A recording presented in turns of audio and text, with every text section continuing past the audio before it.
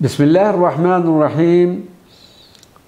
तज़किरा औलियाए खैबर पख्तूनख्वा में औलिया पेशावर का तज़किरा जारी व सारी है।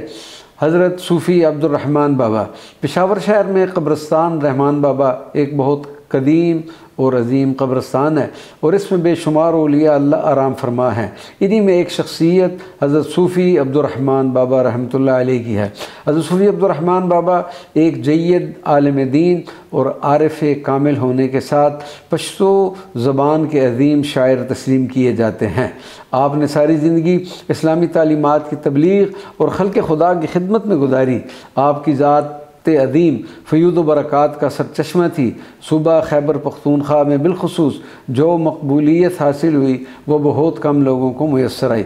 हज़रत इमाम बाबा का जब कलाम पढ़ा जाए तो कलाम के कैफ़ व सुरूर से लोग सर धुनते नज़र आते हैं। आपका विसाल 1118 हिजरी में हुआ और इस कब्रस्तान में आरामगाह बनी जो अब कब्रस्तान रहमान बाबा के नाम से मशहूर व मारूफ़ है।